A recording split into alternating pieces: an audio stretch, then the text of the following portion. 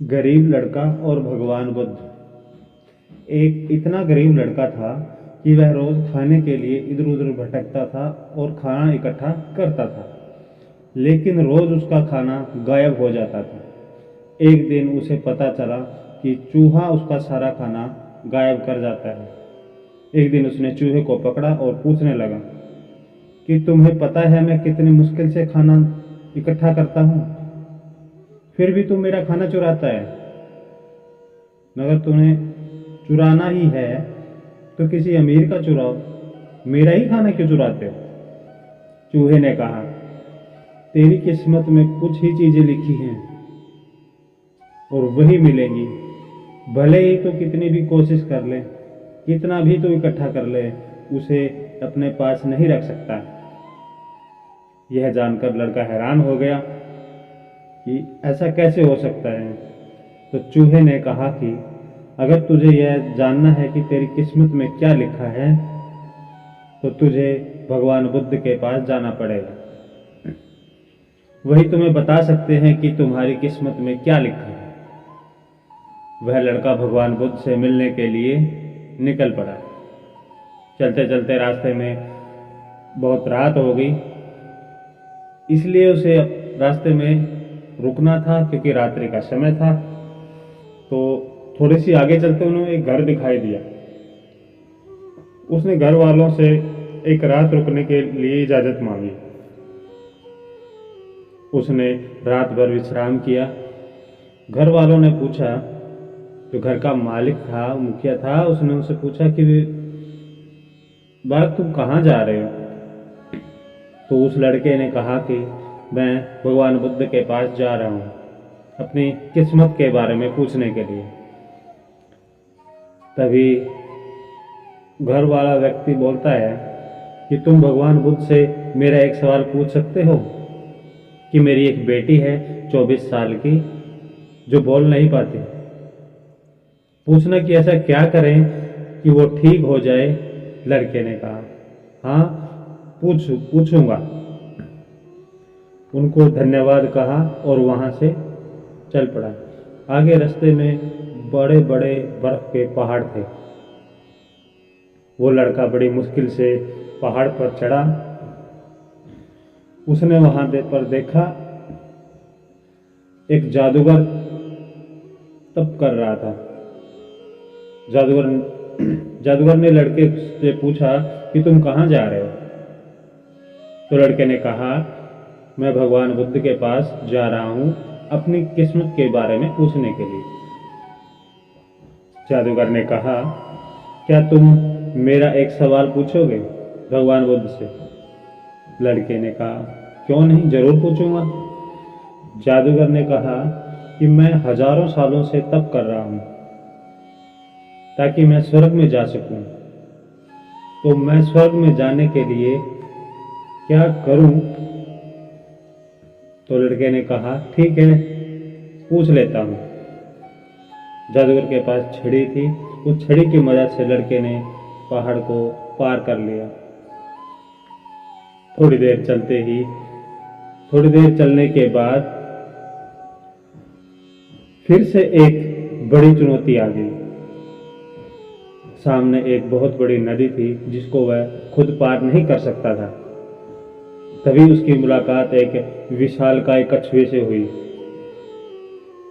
कछुए ने उसे नदी पार कराने के लिए तैयार हो गया।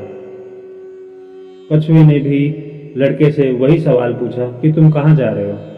लड़के ने कहा, मैं भगवान बुद्ध के पास जा रहा हूँ अपनी किस्मत के बारे में जानने के लिए। कछुए ने कहा, एक प्रश्न मेरा भी है, पूछ लेना कि मैं पिछले 800 सालों से ड्रैगन बनने की कोशिश कर रहा हूँ पर बन नहीं पा रहा। ऐसा क्या करूं मैं कि मैं ड्रैगन बन जाऊं? लड़के ने कहा, मैं आपका सवाल पूछूंगा।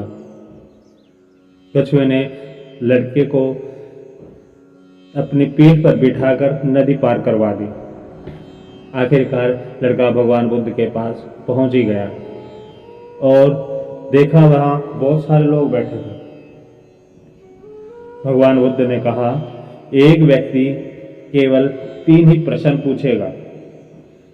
लड़का हैरान हो गया क्योंकि उसने तो 4 सवाल पूछने थे। तो वह सोचने लगा कि उसे कौन से 3 सवाल पूछने चाहिए। कछुए के बारे में सोचा कि वो 800 सालों से कोशिश कर रहा है। फिर जादूगर के बारे में सोचा, वह हजारों सालों से तप कर रहा है। और फिर वो लड़की जो बोल नहीं पाती, वो पूरा जीवन कैसे जिएगी। फिर खुद के बारे में सोचा, मैं तो बस गरीब ही हूं, मांग कर भी अपनी जिंदगी गुजार लूंगा, पर लड़की, जादूगर और कछुए की परेशानी मुझसे बहुत बड़ी है। तो लड़के ने उन सभी के 3 सवाल भगवान बुद्ध से पूछे। भगवान बुद्ध ने जवाब दिया, कछुआ 800 सालों से कोशिश कर रहा है पर अपना कवच नहीं छोड़ रहा है। जब तक कवच नहीं छोड़ेगा तब तक ड्रैगन नहीं बन पाएगा। वहीं जादूगर के पास जब तक छड़ी है, वो छड़ी को छोड़ नहीं देगा तो वो स्वर्ग में नहीं जा पाएगा। और तीसरा प्रश्न, जब लड़की को उसका जीवन साथी मिल जाएगा तब वो बोल पाएगी। यह सुनकर लड़का कछुए के पास आया और उसने कछुए को सब कुछ बताया। और कछुए ने अपना कवच निकाल दिया। जैसे ही कवच निकला, उसमें से बहुमूल्य मोती निकले। कछुए ने सारे मोती लड़के को दे दिए। फिर वह जादूगर के पास गया, सारी बात बताई। जादूगर ने अपनी छड़ी लड़के को दे दी और वो स्वर्ग चला गया। उसके बाद वह लड़का उसी घर में आ गया जहां वो रात को रुका था। जैसे ही वहां पहुंचता है और देखता है कि वो लड़की सामने खड़ी। लड़की ने पूछा, तुम वही हो ना जो पहले आए थे? इस तरह से लड़के के पास पैसा, पावर और अच्छा जीवन साथी मिल गया। दोस्तों, जीवन में कुछ पाने के लिए देना पड़ता है। वैसे ही जीवन में कुछ बड़ा करने के लिए कंफर्ट जोन से बाहर निकलना पड़ता है। पानी का जहाज ज्यादातर किनारे पर ही होता है, पर वो किनारों के लिए नहीं बना। वो बीच समुद्र में लहरों को चीरता हुआ आगे बढ़ने के लिए बना है। प्रॉब्लम बहुत सारी हैं। जरा एक बार उन लोगों के बारे में सोचिए जिनके पास घर नहीं है, खाने को रोटी नहीं है, कोई चल नहीं सकता, कोई देख नहीं सकता और कोई बोल नहीं सकता। जरा सोचिए, क्या उनकी प्रॉब्लम से आपकी प्रॉब्लम बड़ी है? विचार कीजिए और कमेंट बॉक्स में जरूर बताइए। धन्यवाद दोस्तों, मिलते हैं एक ऐसे ही नई स्टोरी के साथ। तब तक जय हिंद, जय भारत, वंदे मातरम।